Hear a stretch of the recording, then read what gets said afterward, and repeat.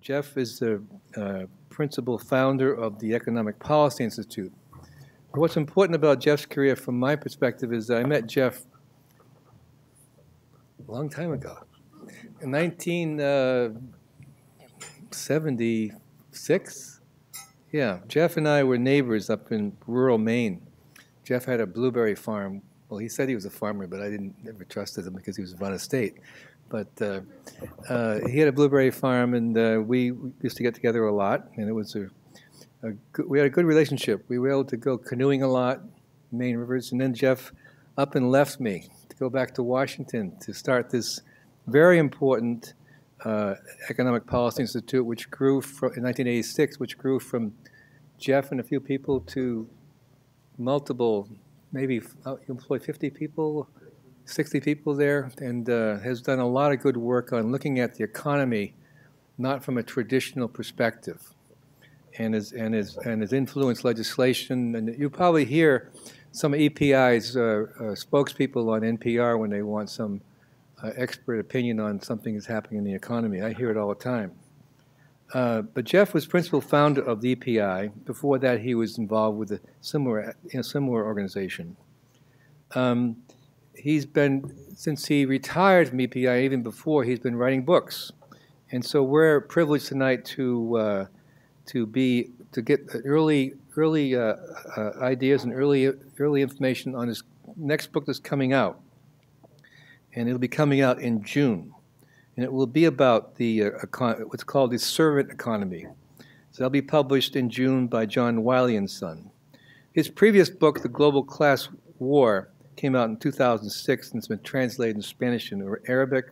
Other books include The Party's Not Over, New Hope for the Inner City, and he co-authored Rebuilding America, The Star-Spangled Hustle, and Reclaiming Prosperity back before he started EPI. So Jeff has been involved with the business of the U.S. economy and the global economy for many years. And I want to thank him for coming here. He also happens to be a UNE, he has a degree from the University of New England, an honorary degree in 1986 from UNE. I think he was probably one of the first honorary degrees that the UNE gave out. And before I finish, I just want to also recognize that Anwar Mahid is here in the Center for Global Health. Center for Global Education. Humanities. They helped us in this effort to bring Jeff here, and they co-sponsored the reception. I'll talk no more. We only have an hour, but I'm pleased to introduce Jeff and have him come here. This speech will be streamed on the internet, and we expect it'll also be available in a radio program from NPR sometime next week on Speakers in Maine. So Jeff, without ado, thank you very much for coming.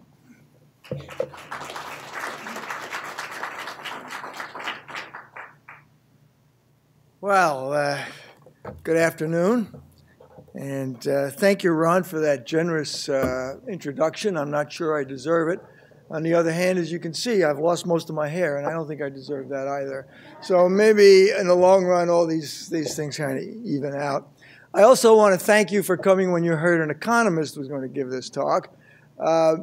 You probably know what economists do. They're people who add and subtract numbers all day, but don't quite have the charisma to become accountants. But anyway, here we are. And what I like to talk about this afternoon is how to think about the economic future. And by the future, I don't mean what's going to happen to the stock market tomorrow morning, but, and I don't mean what's going to happen 100 years from now, but think about the framework of this talk 10, 15 years. What might happen, for example, what might be happening a dozen years from now in America, and how to think about that. Now, a couple of definitions. First thing is I want to make a distinction about what's going to happen economically to America and what's going to happen economically to Americans. Because if you pay attention to the debate that's going on, if you turn on NPR or listen to the news or read the newspapers, The debate about the future often is about what's going to happen to America. Is America going up or going down? America going down, China going up, all that stuff. And it usually has to do with American power in the world. And I want to make a distinction between American power in the world and what happens to the average American. Now, no one knows the future. It's all about probabilities. It's guesswork. Miracles happen. But if you're setting out to sea and it's a bright day and the water is calm and you're going, towards the horizon, it's a reasonable possibility that you're going to have a nice day. On the other hand, if your boat is heading towards the rocks and the captain is determined not to change course, the probabilities are for a disaster. So it's all about probabilities, but we're going to look at the evidence and answer two questions here. One is, where is the good ship American middle class headed economically over the next 10 to 15 years? And what are the possibilities for changing that course? Now, before I begin, I'd just like to ask you a question, two questions. How many people here think that on the average, over the next 10 years, people will be doing less well than their parents? Okay. How many people here think that they personally will do better, as well or better? This is a very American audience. Most Americans, the polls tell us, think that the country is headed for decline. But if you ask the question, what about your future? People are optimistic. The Pew poll also came out last year with a number that said 71% of Americans think that their income and living standards are above average. Welcome to Lake Wobegon. Okay, so if you don't know where you're coming from, the old saying goes, you don't know where you're going. So I'm not going to bother you with a lot of numbers and a lot of charts, but I'm going to put two things on this PowerPoint. One is this. What this shows you is worker productivity since the end of World War II. Now, if you go to Economics 101, what they will tell you is that people's wages and salaries depend on their productivity. And most of our individual experience, supports that. So here you have American productivity, what workers are producing each hour, starting from 1948, and it's a straight line upwards. Can you see this? Yeah, straight line upwards, and that looks pretty good. Okay, now, this has got that same line, and we've added something, and that is wages and benefits per hour. So as you can see, the productivity of the average American worker went up. The wages and salaries of the average American worker continued to go up. And then something happened.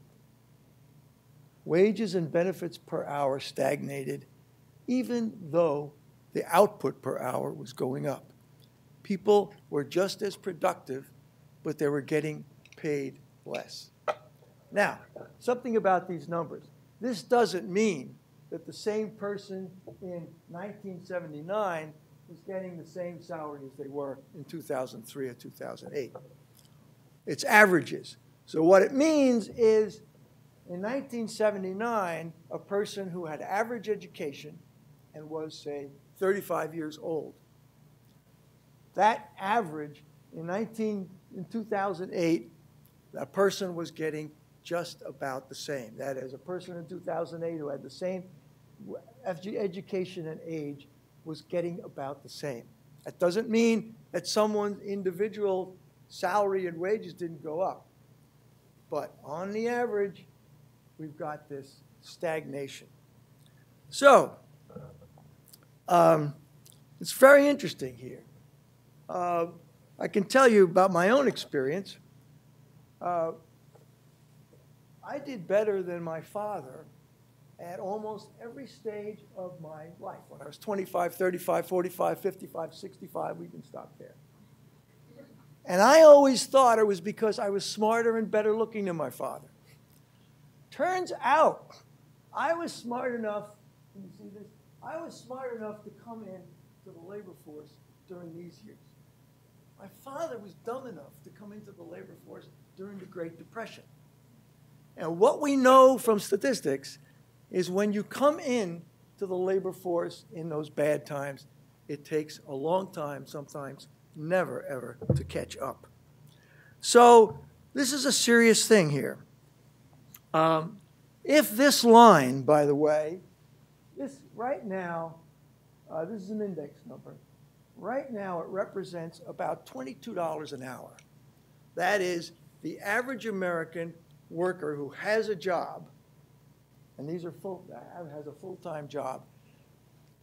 Wages and benefits comes to about $22 an hour. Had that line kept going up, it would be about $44 an hour today. And you can imagine the world in which the average wage in America was $44 rather than $22. So something happened here. What happened? Well, there are two related causes, and the books are full of economists debating with each other about exactly what happened, but I can tell you there are two things. One is external to this economy and to this country, and that is globalization. Globalization started, and that made a big change.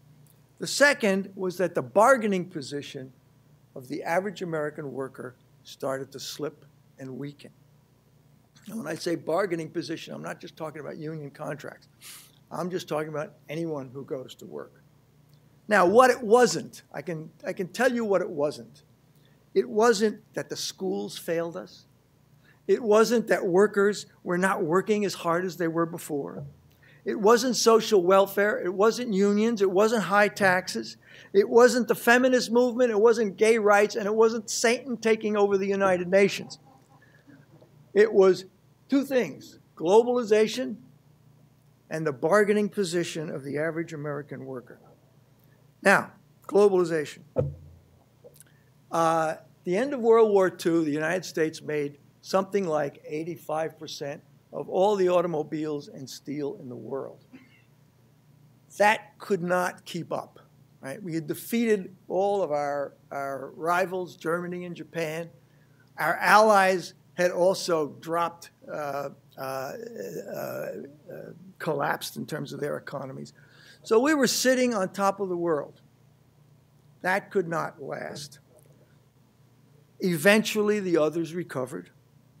And since 1979, just about here, we started having a trade deficit, which meant that we, the United States, were buying more from the rest of the world than we were selling.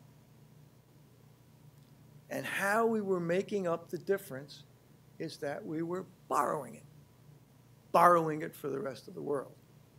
Now, you don't have to have a PhD in economics to know that you can't continue to buy more than you make forever. Sooner or later, the bubble bursts. Okay. Now, at first when this happened, and it's an interesting, if you go back to the history of how people reacted, when this first started to happen, people said, oh, I got to stay near this. When this first started to happen, people said, oh, don't worry about it. That's not, that's going to bother most of us. It's just the guy who sweeps out the apparel factory at night. He may lose his job, and maybe some people in the footwear industry might lose their job. But that's all these low-skilled, low-wage workers. Just as a footnote, think about the skill it is to sew a sleeve on a jacket.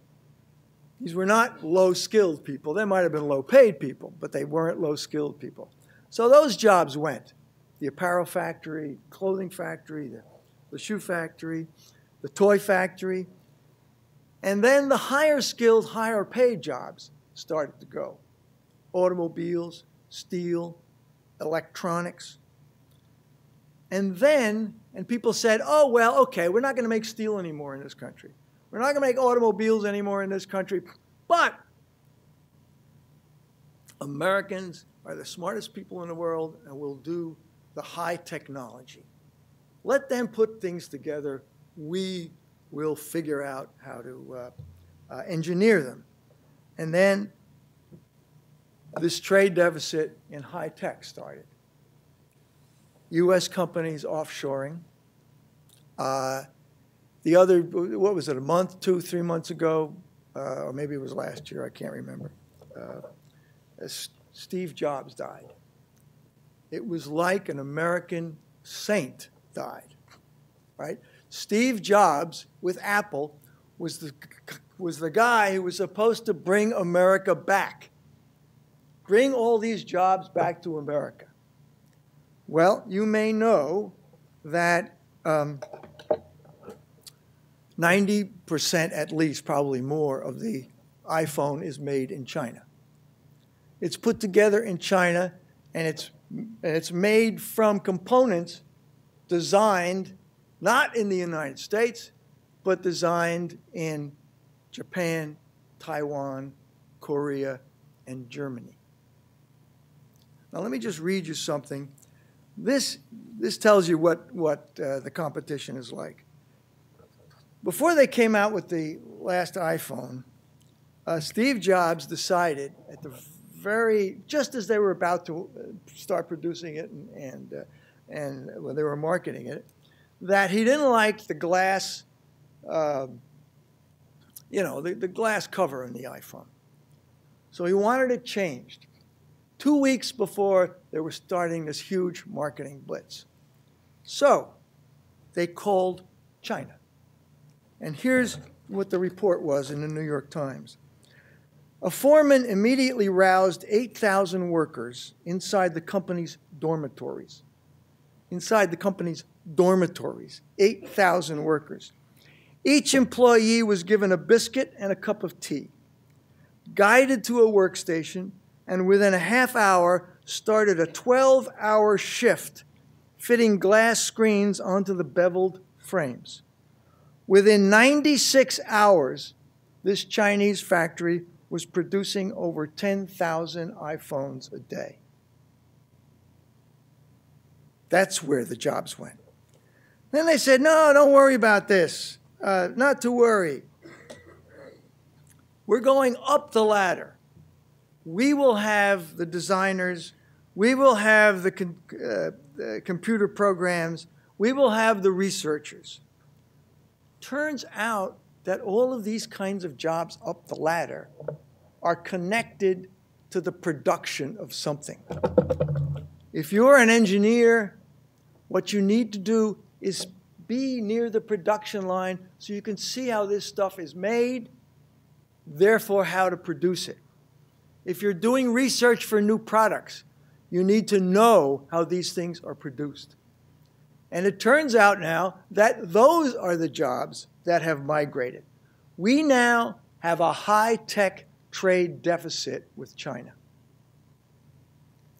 And not only are the jobs going, the people at the top are going. Maybe it was 15 or 20 years ago, the vice president of Ford Motor Company is testifying before the Senate in Washington. And he interrupts the senator and he says, oh no, Senator, you've got it wrong. We're not, as Ford Motor, we're not an American company. When we're in America, we're an American company. When we're in Brazil, we're a Brazilian company. When we're in China, we're a Chinese company. Anybody know the firm Cisco Systems? Cisco Systems, next to Microsoft, is the largest company with an American name in the information technology business. 3 or 4 years ago, the chairman of Cisco Systems, technology that was produced in America, much of it with taxpayers' money, Department of Defense money, the chairman of Cisco Systems says to his own stockholders, our goal is to become a Chinese company. So the jobs have gone, and the perspective of the people running these companies has also gone. Now, one interesting thing about this history is that many saw this coming. Around this time, people started saying, well, wait a minute, we got a crisis here.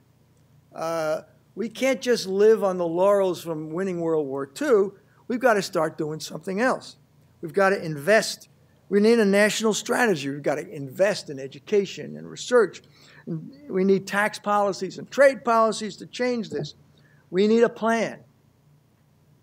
And this was in the mid and late 70s.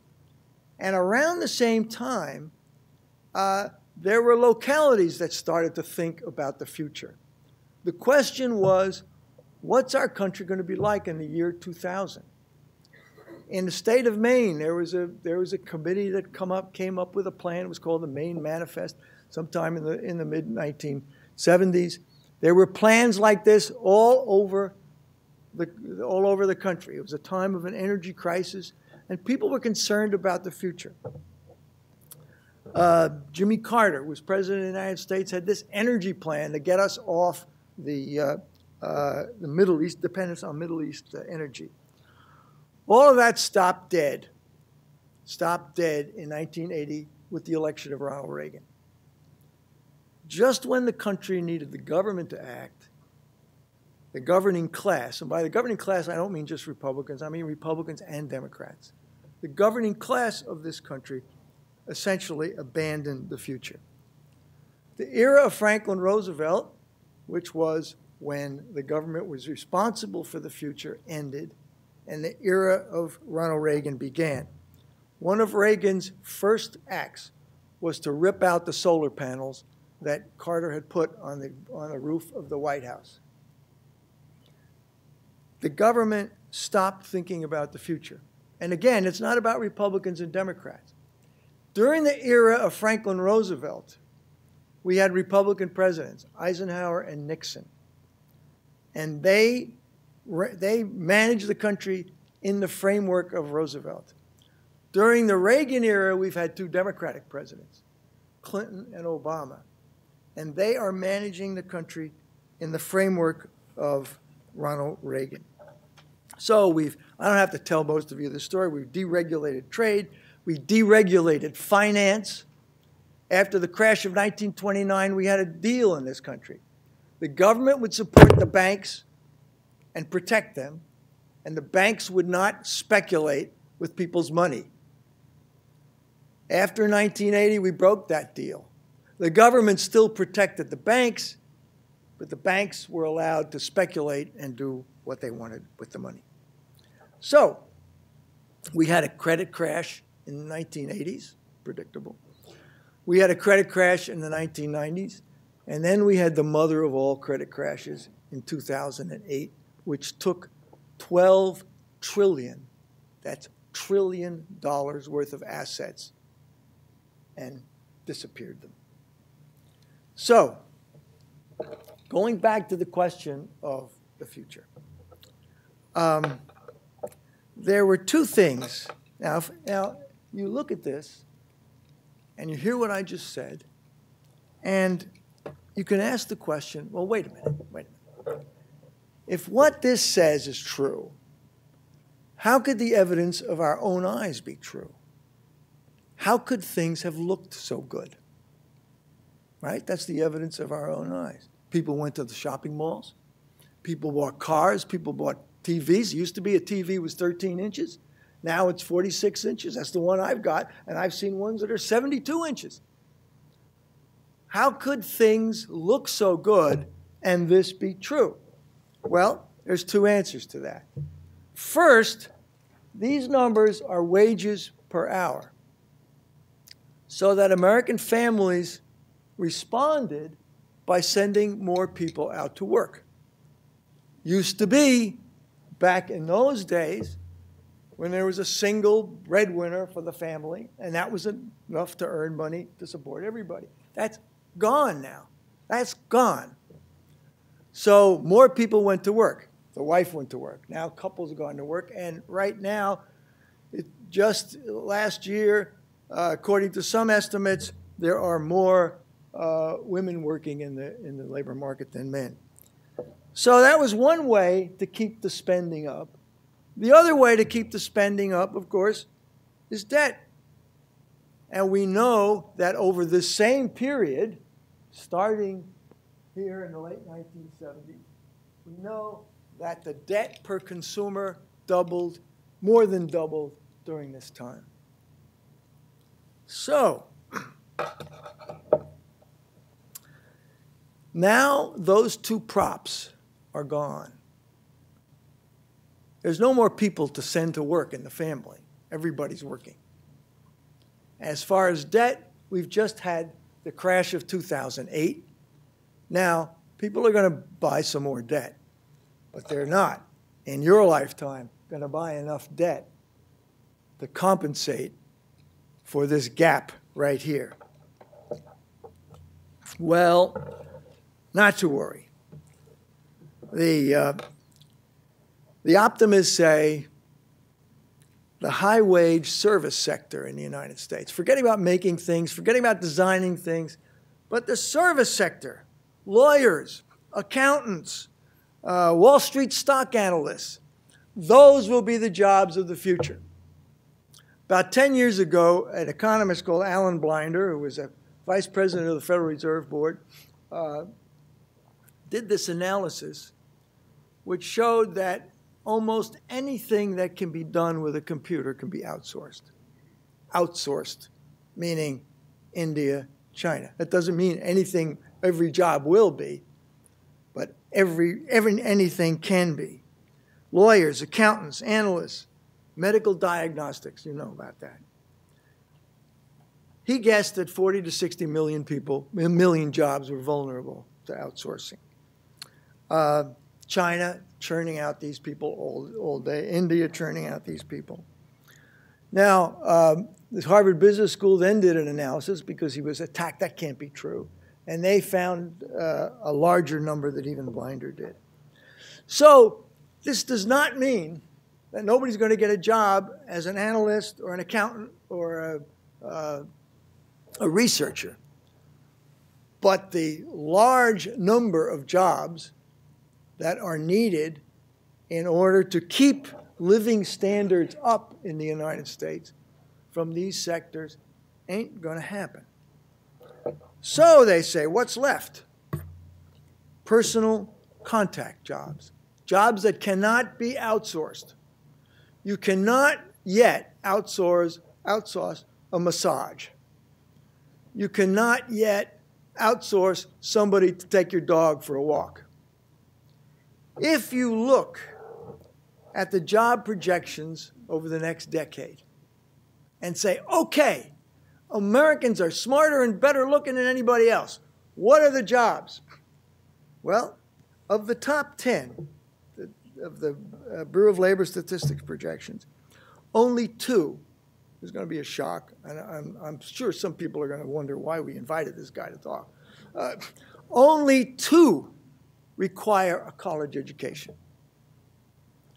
College instructors and nurses.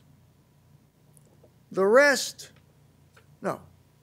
The rest, restaurant workers, retail salespeople, office clerks, janitors, home health care aides, personal aides, meaning somebody to go out and go to the store for you, somebody to go and buy a present for your spouse, servants. They don't need a college education.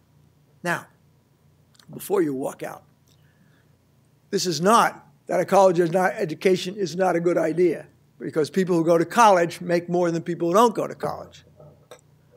But in a world like this, the college education does not necessarily get you the kind of income that you expect.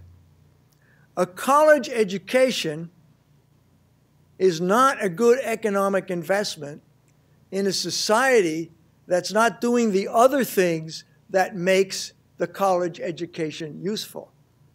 If you're outsourcing your engineering and you're outsourcing your computers and you're outsourcing your research, and you're outsourcing your diagnosticians, a college education is not necessarily the best economic investment you can make. Now, it's got lots of other values. But this is a crisis. And it's a crisis that you're not hearing anybody talk about in this election time, whether it's Republicans or Democrats. The country does not have a strategy for using its educated population. People are getting more educated. You can't say that workers aren't smarter than they were back there when this was happening, because they are. They're more educated. They know a lot more. But the wages have been flat. Now, okay, that's where it looks on the evidence that the economy is headed. Miracles happen. But a rational person would look at what was going on. Now, what's the evidence that the governing class, and by the governing class I mean Republicans and Democrats, and the talent pool that they both call on. George Bush's Secretary of the Treasury came from Goldman Sachs. Bill Clinton's Secretary of the Treasury came from Goldman Sachs. The present Secretary of the Treasury, under a Democratic president, was the chair of the New York Federal Reserve Board under a Republican president. This is what I call the governing class. Okay, what's the evidence that they're going to change this over the next 10 or 15 years? Well, on the last 4 years, I'd say it's almost zero. Now, disclosure, political disclosure. I voted for Barack Obama, and I'll vote for him again. But I didn't come here to lie to you about it. Whatever you think about Obama, or whatever you think about Mitt Romney, or any of the others, there's no sign that they have any intention of doing what's necessary to change this. And if you see that the two things that were props that kept this up, kept us going to the malls, kept us going to the store, that is more people working and more people taking on debt, are gone now, it's very likely that this line is going to start going down. Okay.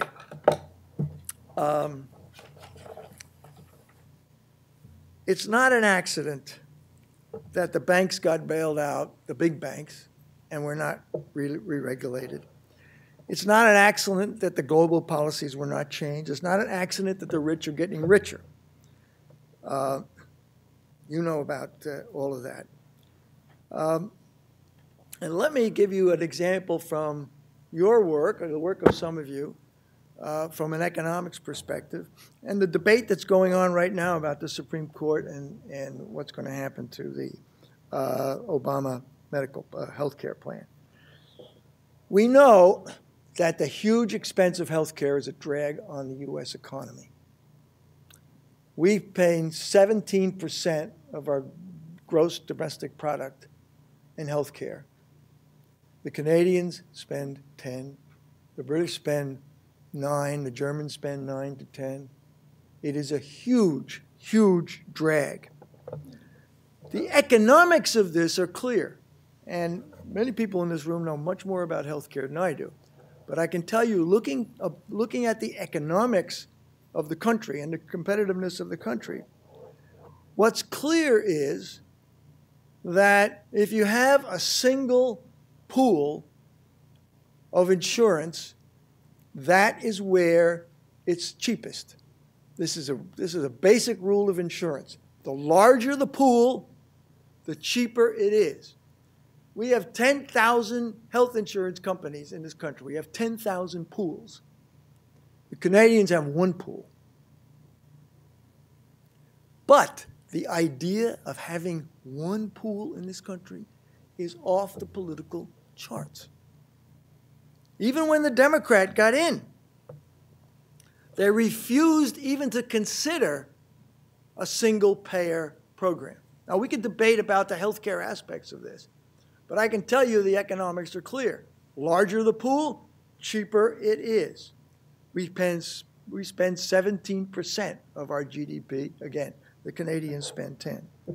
Well, they refused it because they said it wasn't feasible. The Democrats said it's not feasible. The people don't want it. Well, I don't know about the people don't want it. If you ask the polls, they tell you that since 1949, a majority of the American people have been saying they expect and want the government to make sure every person in the United States gets affordable, effective health care. Now, but I can tell you who doesn't want it.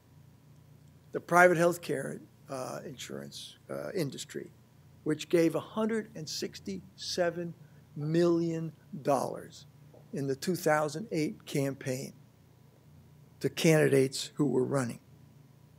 So, for the Democrats in the room, the administration settled on a conservative plan, on a plan that was a Republican plan created by the Heritage Foundation, forcing people to buy private insurance, which is now the issue that's at the Supreme Court today.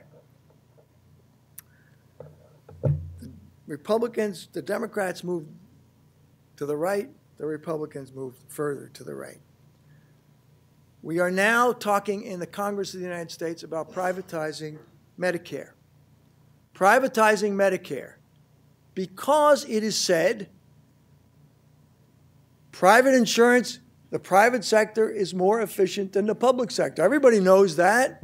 Look at the post office compared to Federal Express. Now, it does take, what is it, 43 cents now?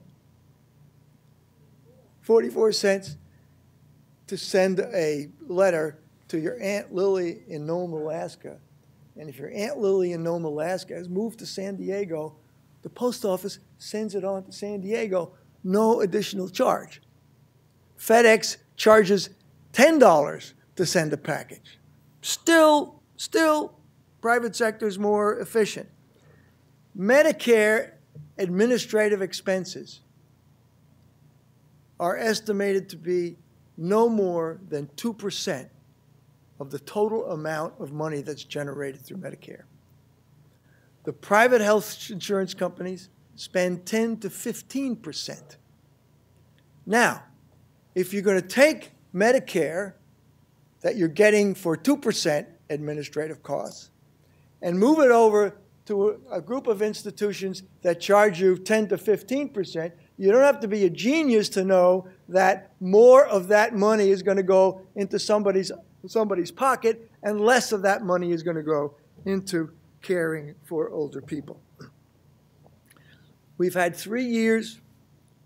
We've had 3 years of 9%, 10% unemployment in this country, and we are still obsessed with deficit reduction. I don't have the time to go through that, but just let me say this. There are 3 great American political dreams. You know about the American dream. One dream since World War II has been the dream of Wall Street for unlimited wealth. Another dream has been the dream of the military-industrial complex for world hegemony. A third dream has been the dream of the middle class for a better life for them and their children. This country can now afford one of those dreams, certainly. 2 of those dreams, maybe. But not all 3. And if you pay attention to the deficit discussion that's going on in Washington today, it's about how much to cut the dreams of the American middle class. They want to privatize Social Security. They want to raise the age of eligibility. They're going to cut Social Security if we keep going in this direction. Now, they're not going to cut my Social Security. They're going to cut the Social Security of people who are less than 55 years old here today. That's what the plan is. They're going to cut Social Security and give it over to Wall Street that just lost $12 trillion of our money in 2008. Now, the mantra, when you turn on the radio, when you listen to the television news, is jobs, jobs, jobs. Whether it's a Republican or a Democrat, it's jobs, jobs, jobs. Listen very carefully, because what they're really saying is lower wages, lower wages, lower wages. All those jobs are not going to go to China. But because of that competition, wage pressure here in the United States is going to get worse. Okay. At this point, I feel like that Woody Allen movie where the preacher goes on and on about hell and damnation, and he says, finally, well, brothers and sisters, on the one hand, we have absolute disaster. On the one hand, we have certain catastrophe. Let us pray that we have the wisdom to choose between them. Well, all right, so what's the good news here? At the end, there's something in this pile. There's a pony in this pile.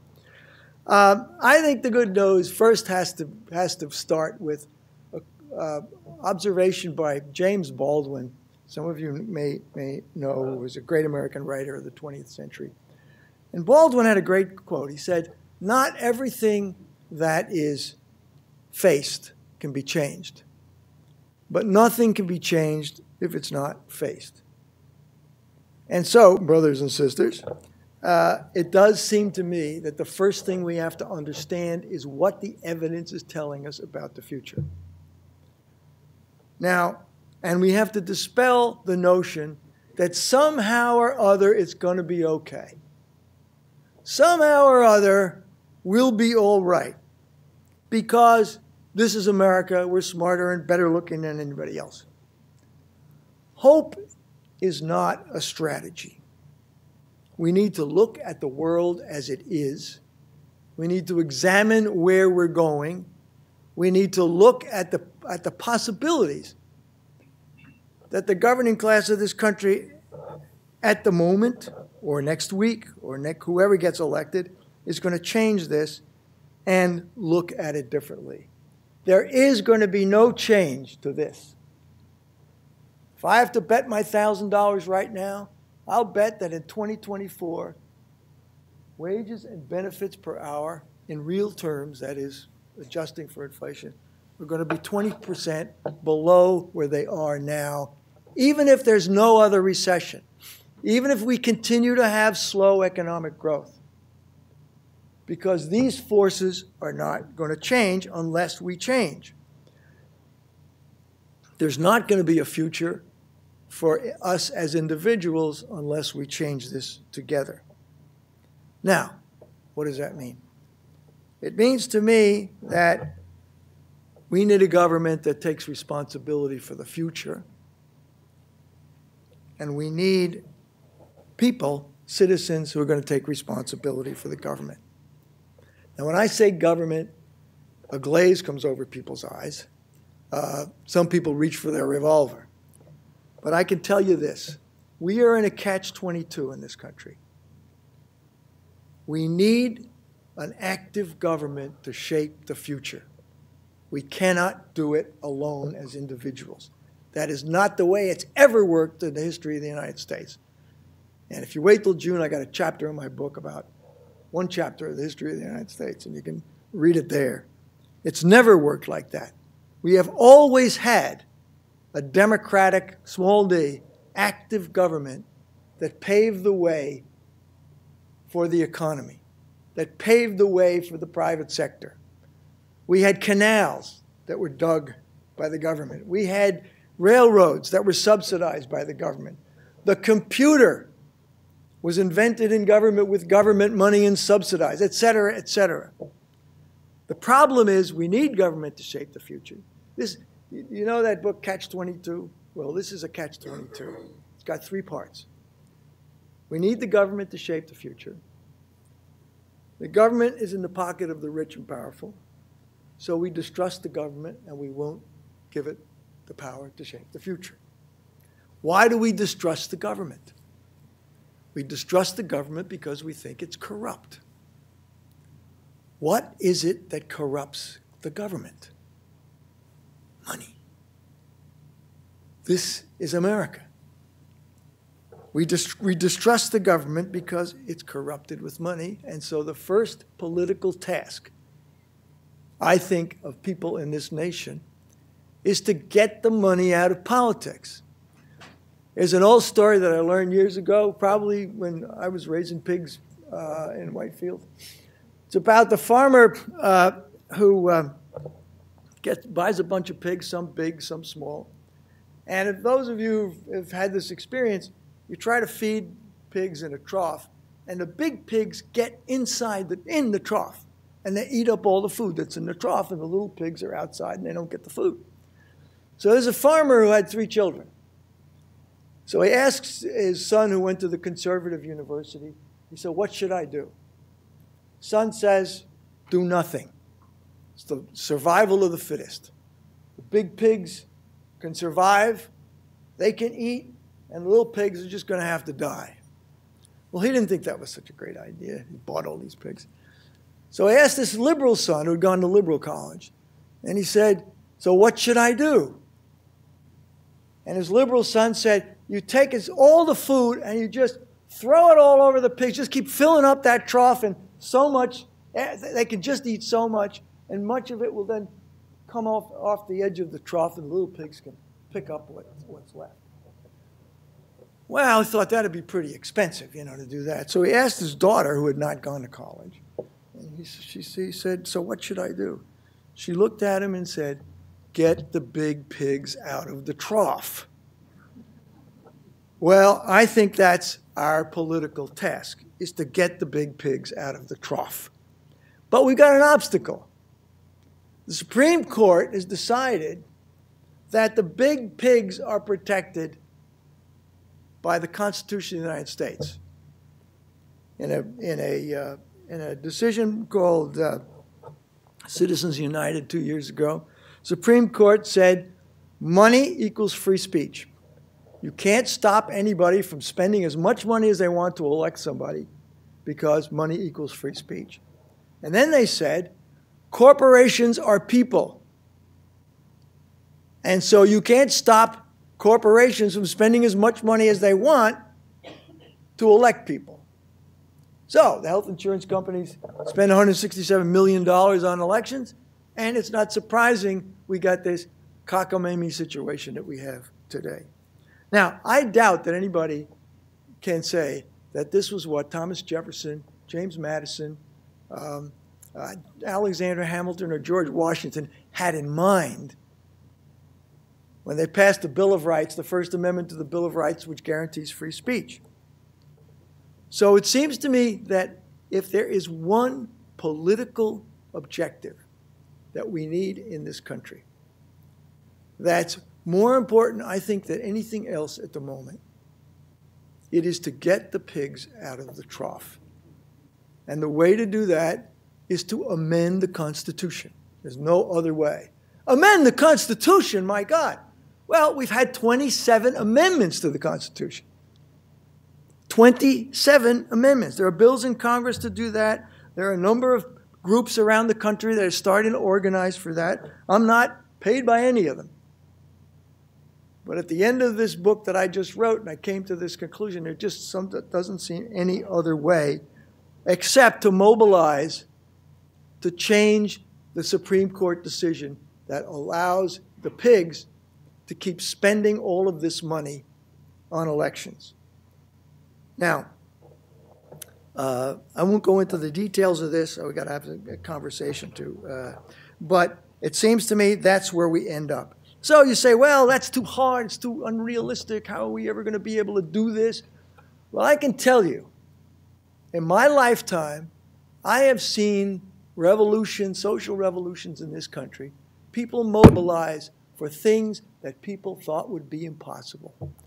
If this was the early 1950s, and we were sitting around talking about civil rights, that we need a civil rights movement in this country, The smart money would say, oh, what are you talking about? They're still hanging people in Mississippi. 10 years later, there was a civil rights revolution. If this was the early 1960s and we were talking about a women's movement, we were talking about getting the same pay for women as men doing the same job, you'd say, oh, you can't do that. It's too embedded in our society. Men are number one, women are number two. Well, that's changed. We don't have utopia. But we've seen that change. And if this country can change things as deep in the soul as issues of race and issues of the relationship between the sexes, don't tell me it is not possible to get change that would kick out the pigs from the trough. So I'm going to just leave you with one story. It's my favorite story about this stuff, and it encapsulates where I think we are in this country and the way out, or hints at the way out.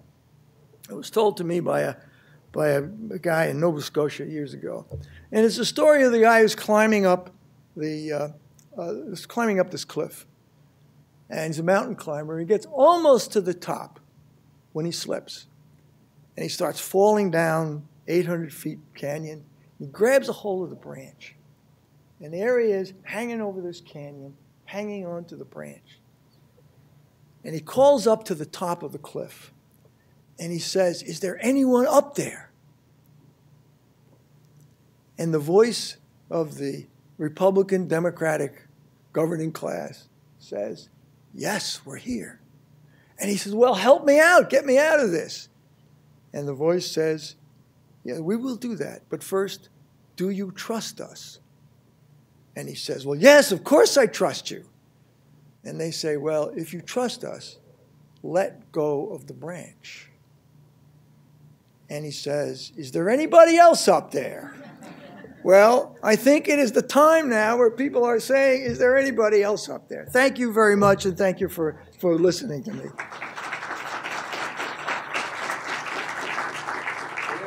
So, time for questions if you would like. We have a speaker. The microphone that Nicole will bring around. Any questions by anybody? Are you all satisfied? well, I was noticing that some people were nodding towards the end of my talk. And I thought it was because they were agreeing with me. But maybe it was because they were going to sleep. I don't know.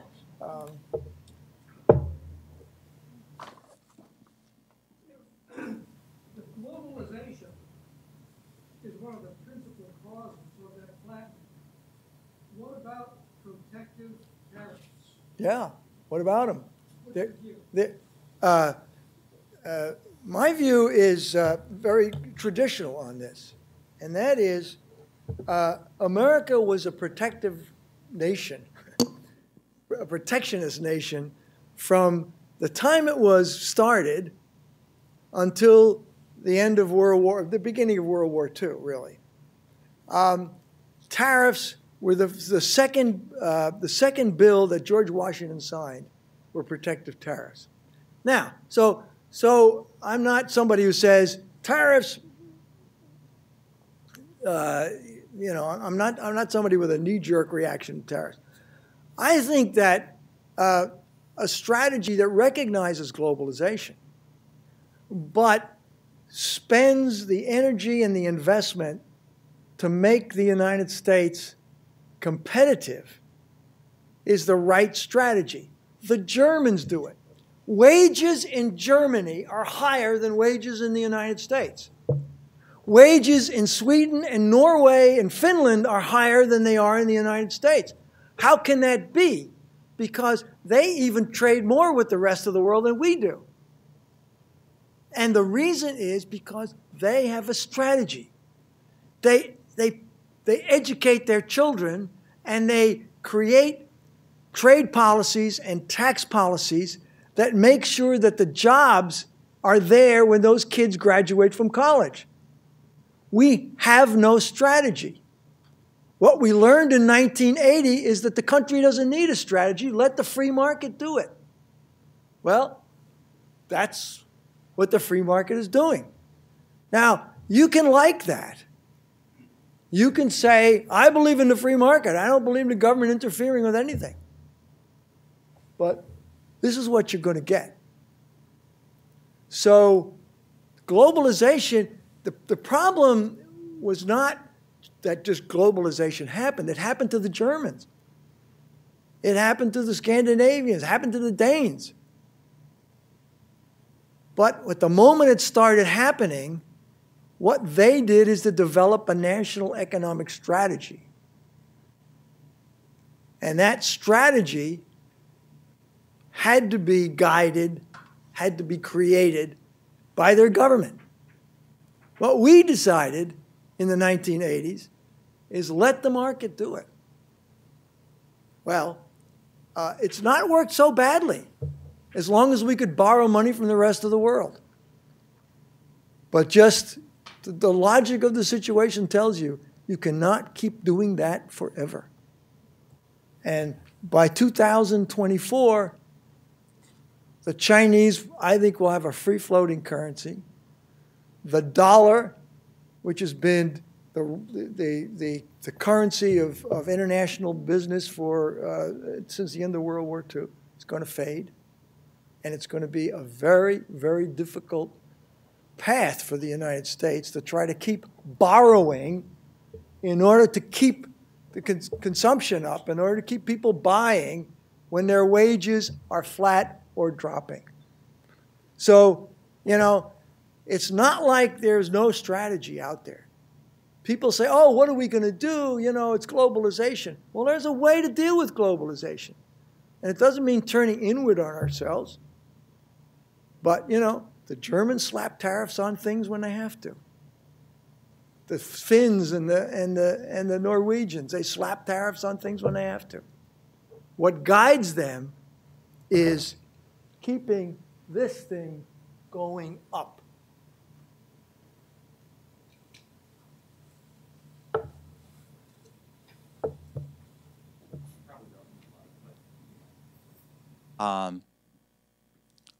Economics is called the dismal science, of course. I think it's also the magical, mystical science.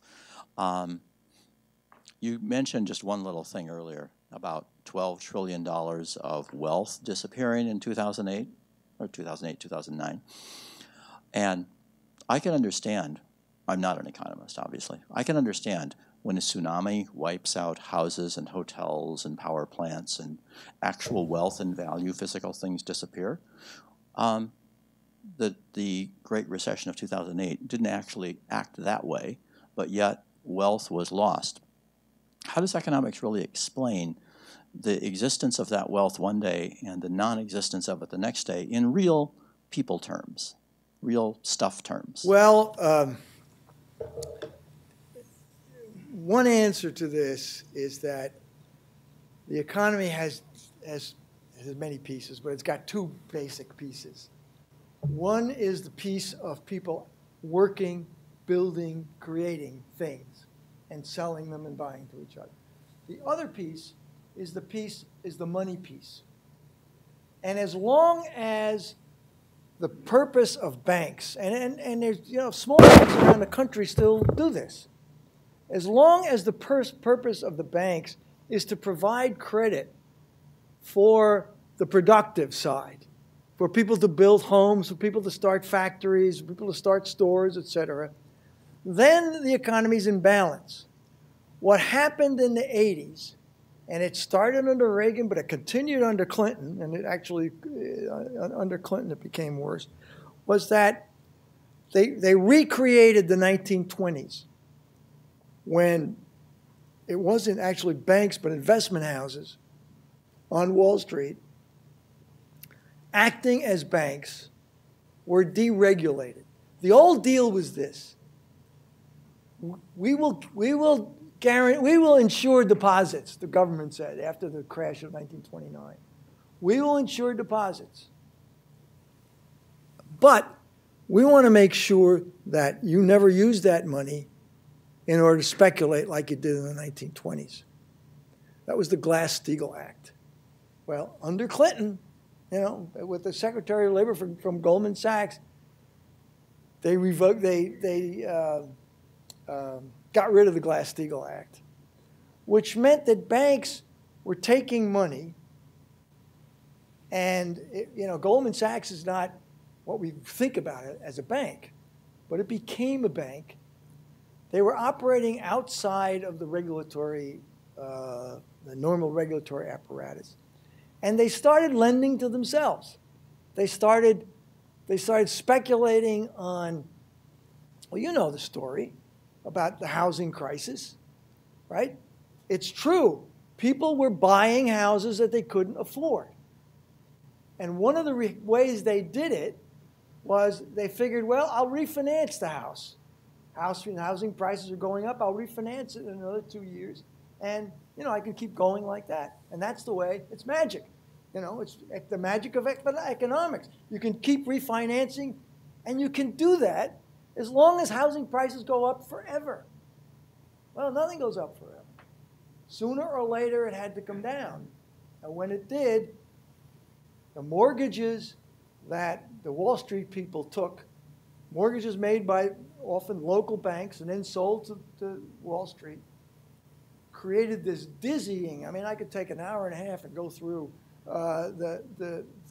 what derivatives are, this dizzying amount of new securities, unsecured by anything except people at the bottom who had bought a house that they couldn't afford. So to get back at your question, so this creates a money economy, or a money a vortex in which money chases after money, and it has very little to do with that other part of the economy, and that is people making things to sell. And so what happened is money was siphoned off into this speculative vortex, and it was a credit bubble, and the bubble burst. The problem is, when the bubble burst, credit dried up. Banks got scared all over the place, and they stopped making loans. And they didn't stop making loans because they were bad people. They stopped making loans because what happened is 10% unemployment. Customers didn't have money in their pockets anymore. And so when the person who was selling real things in a real market, looked out the window, there were no customers. If there are no customers, the bank's not going to give you a loan. And that started this downward spiral. But in 6 months, we lost $12 trillion. Now, you can say, well, that was paper money. But it's paper that this is paper. This is paper, and this is plastic. And that's what we live on. So the real world of people creating what you call real wealth, real things that you can use, et cetera, essentially got strangled by the excesses in the speculative part. And the genius of the New Deal was to say, we're not going to do that. The genius of the New Deal was to say, we need a banking system, and the banking system has got to provide the credit for the business system. And that worked. They deregulated when there was no problem. They deregulated for the sake of deregulation. There wasn't any crisis. It was working fine. People were buying cars. People were buying houses. People were going to the mall. And they were making the money to do it themselves. They weren't borrowing all that money. And then we started to deregulate and allowed that other system, that money system, to get out of hand. And you know the rest. But why is it that it collapsed in Wall Street and people on Main Street lost their job? It's because when it collapsed on Wall Street, everybody got scared. When they took over the bank, in the bank bailout deal, when the Federal Reserve went into these banks, the big banks, Citibank, et cetera, they had no idea where their assets were. Part of it is they're not in America anymore. 50% of Citibank's assets are overseas. So the inspectors came in looking for the books. Well, okay, where's this? Well, I don't know. I sold this to some guy who sold this to some guy in Sweden, who sold this to some guy in China, who sold this to some guy in Australia, who sold this to some guy in New Zealand. So that's what happened. I have a question. In the beginning of your speech, you said we can't spend more than we make pretty much every single day and expect for it to continue. But at the end of your speech, you said we need to ignore the deficit spending. Good question. The problem is that I understand the Keynesian model and how you deficit spend into GDP to keep that up. But the problem is from what bad point can you quit deficit spending through Keynesian like stimulus? If you already are in debt 100%, why would you deficit spend some more, especially when the deficit spending is going to go up supplying service jobs as opposed to manufacturing jobs, which is the entire model we should be going after? Yeah, So that's a good question. In the short run, Keynes was absolutely right. In the short run, I mean, here's an economic precept that if you forget everything I've said this afternoon, remember this. Nobody spends, nobody works. That's the way it goes. You've got to have an economy that spends in order to put people to work. And in the short run, when consumers aren't spending, businesses isn't spending, what's left is government to spend. That's absolutely right. In the long run, neither you nor the government nor anybody else can keep spending more than their income. So where are we now? We still have plenty of room to spend to put people to work, in my view. Over the medium term, the budget deficit has been created by two things. One is the Bush tax cuts. The second is the war in Iraq and Afghanistan. Now, we may be winding that second one down. So the spending on war may be ending. We can deal with the Bush tax cuts by rescinding them. In the long term, the problem is health care. That is the problem of the long-term deficit of the United States of America. We're spending 17% on health care. Now, we want health care. We want the doctors, we want the nurses, we want the technicians, we want the hospitals to go when we're sick.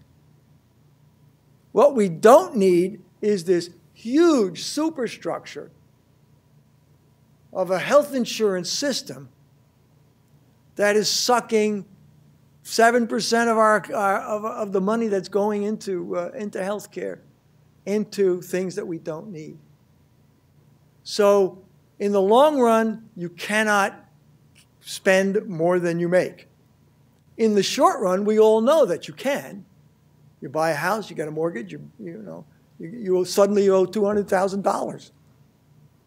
But that makes sense because you got a house and you got enough money, hopefully, enough income in order to pay the mortgage. So in the short run, you can, and it makes sense to invest in things, to borrow to invest. So if you're borrowing to invest in roads that make the country more productive, if you're borrowing to invest in education, to educate your people, to make your people more productive, and you have an economic plan, then it's just like buying a house. You're buying an asset.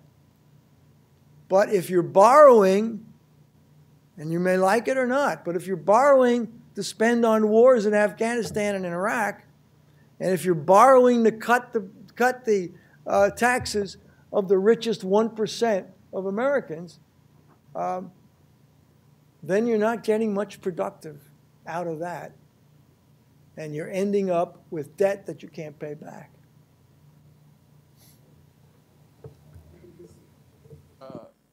Obviously, destruction never creates profitability, at least in a material terms. Like you can't broken window model. But when is the long run now? Essentially, that's the problem. Is when have we already reached a point? Because I know you're talking about this point we're getting to where it's already gone.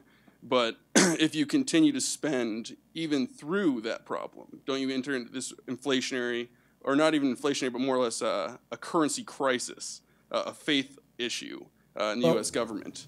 Well, yes, I think so. That's but the major your question is, where are we now?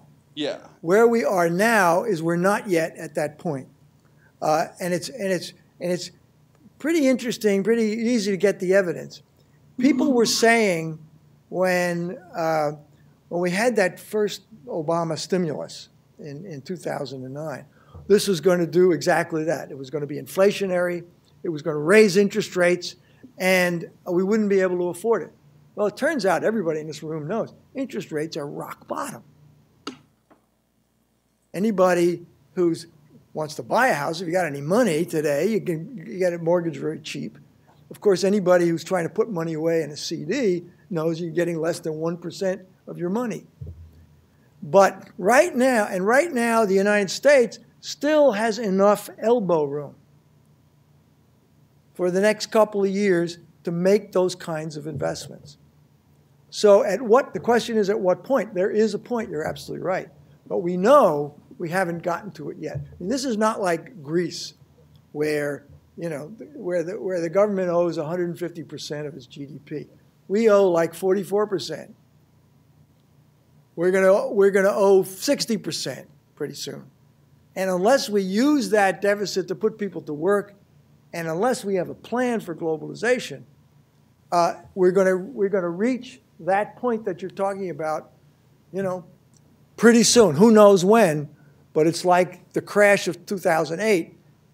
People knew it was coming. They just didn't know when. Thank you very much for. Okay. Well, thank you for putting up with this.